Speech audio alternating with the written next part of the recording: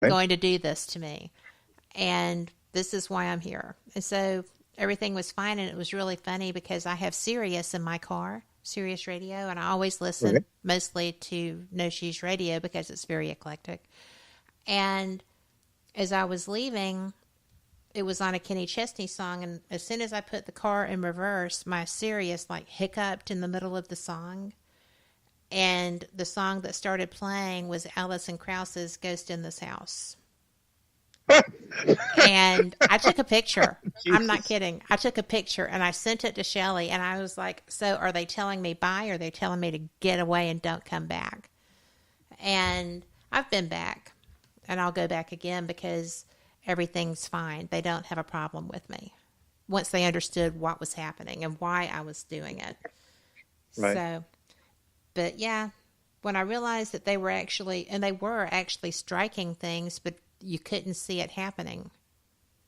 And that's what took me aback somewhat. It made me have a lot more respect.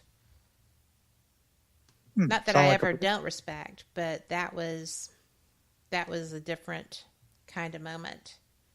Wow. So anyway, it was interesting. And now I know, my turn, right? your turn. Okay. But yeah, Do your worst. you can always tell when somebody has been a radio host.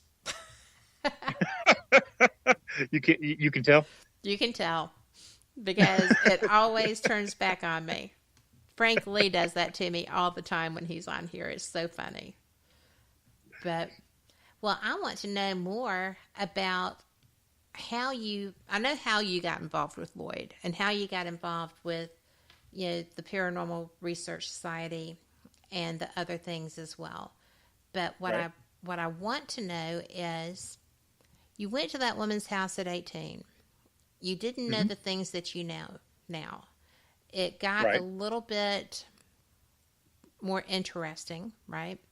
And Very much so. You know, so, and and when you first start to, I mean, you're looking for a lot of places to see if where you can have experiences at. right, And at that point in time, you do your graveyard stomping, and you look for any old house that might be abandoned that it's old, it looks like crap, it might be haunted, let's go in there and see what we can find. right, And you end up like putting your foot through a floor, and you figure out, hey, it's just old.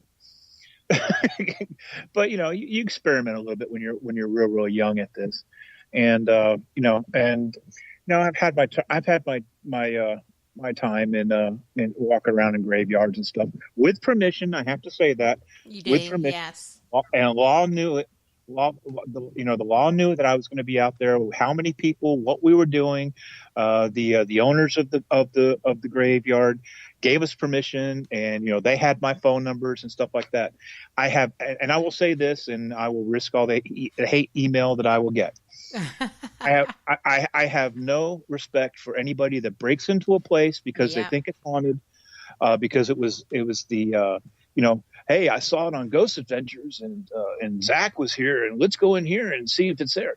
Oh, it's got a gate. Oh, the hell with the gate. Let's go in. I have no respect for you. Don't email me saying you've been into a place that's posted and you've gone in. I will right, turn you in yep, a heart. Graveyards too.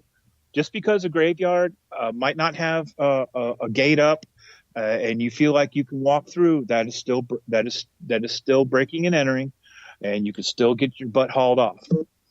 I don't want to hear what you got. I don't want to see what you have. Don't tell me you've been there without having permission. I will turn you in. I will be an ass about it, because there's that's no not reason. being an ass. That is protecting the reputation of the community because those idiots burned down that beautiful old mansion in Louisiana. It's happened in Mississippi. I'm sure it's happened other places that may not have made headlines. Okay, let's talk. Okay, let's talk about the idiots out there right now for comic relief. You got guys out there toting guns with them and shooting at ghosts. I saw a post on that not too long ago. Shot at a ghost. What idiot are you? Shot a Number gun one, at a bring a gun ghost? with you, and number two, shooting at it. You ever thought maybe that it might have been somebody else or some poor security guard that was walking and doing his job, and you could have taken him away from his family, you dumbass? What about Unbelievable. the people that lit that fire that you're talking about? We had a place over here, and we still have a place over here. It's the Jefferson Hospital that was closed up for the longest time. And just because they heard about activity over there, they would break in weekly. The police used Oh to have my to go out word. there to repair the fencing, because people would go over there with bolt cutters and cut their way in. And I with permission from the city, they told me, they wanted me to go in and look at, and they told me they had no problem with it, to give them a report of what it looked like inside and to count how many doorknobs there were. Basically, they were just wanting to know what the hell was up in there. I went in there, and there was graffiti in the basement. The elevators didn't work, so if you backed up, you were going to fall down the shaft. Hmm. There were steps that were damaged to the point you couldn't walk down them, and yet there was an e-group at the time that was posting pictures constantly. Oh, went into Jefferson Davis, and this is what we got. Oh my Illegal. gosh. And I got a hold of them. I said, look, I appreciate what you're trying to do, but you can't be in there. And I'm asking you as a gentleman right now, please don't go in there anymore. You're going to hurt yourself. Somebody's going to get hurt. Somebody actually did get hurt in there at one point. And there's homeless in there, and I think somebody got accosted by a homeless man in there. There were drug dealers in there and stuff like that. One person that they had the crematorium on a separate building. They went into the crematorium and burnt the second story. I was like, you're kidding me. I just, it floors me that people sometimes think that breaking into places is going to help the study. It's not, folks. Get out of it, please. No, it's Not not. hurting it. You're not helping anybody, but giving people bad names. I'm off And my the whole soapbox. and the whole community. I mean, we're going to have to go to a break in a few seconds, but you know, I don't do that. You don't do that. The majority No, of responsible paranormal, well, any responsible paranormal investigator is not going to be doing that.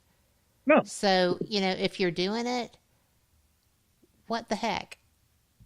Quit. I had a message from somebody on my show board telling me that, oh, well, it's fine.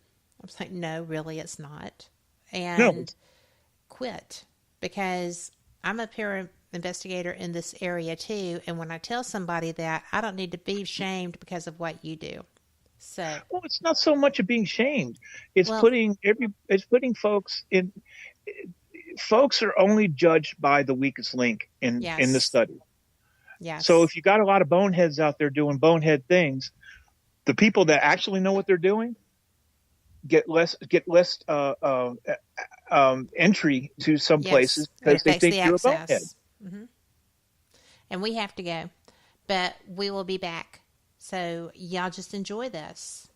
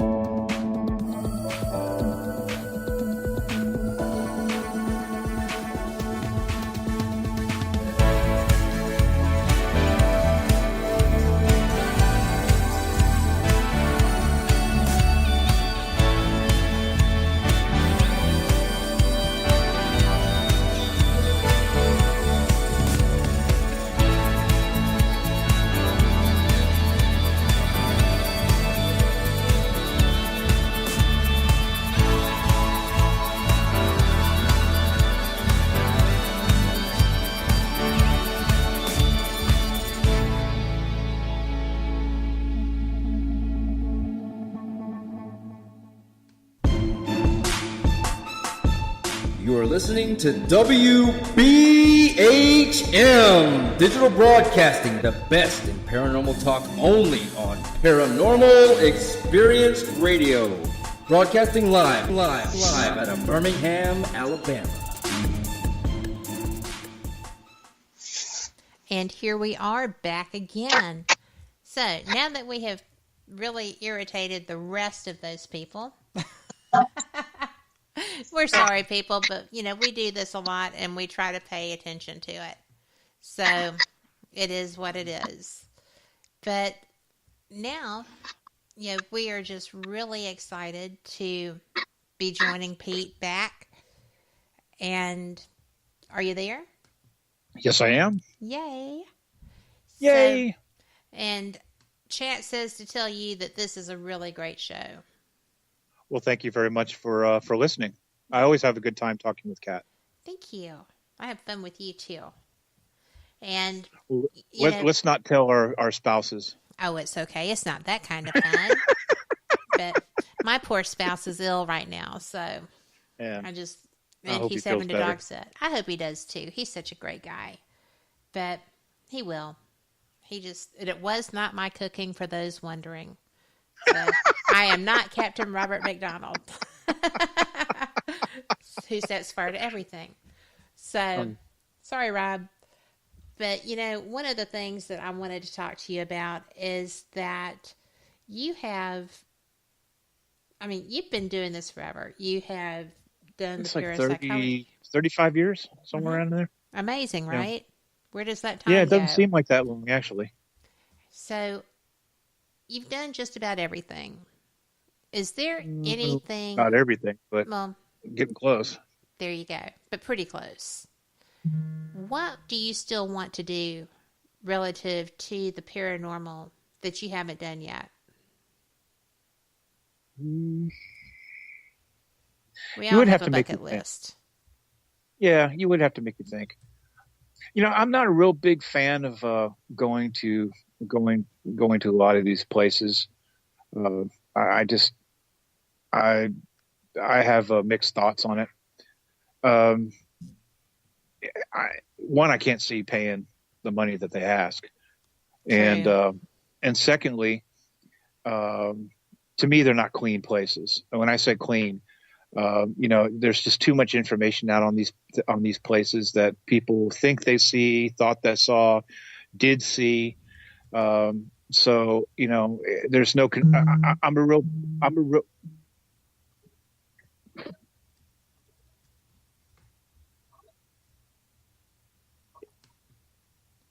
Sorry about that. I don't know what the hell happened.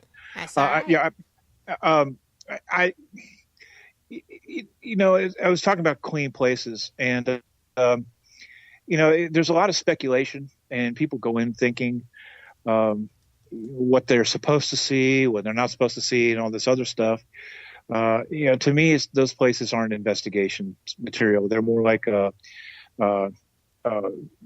investigative tours to me. You've got no control.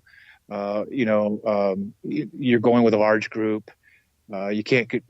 It's just, to me, as part of my private investigator side comes out and just steers away from them. Right. Not saying anything bad about the places. That's just my opinion. But I really just do. I really enjoy the residential stuff because there's a means to the end. I mean, you're helping somebody out. Absolutely. Understand what's going on in their home.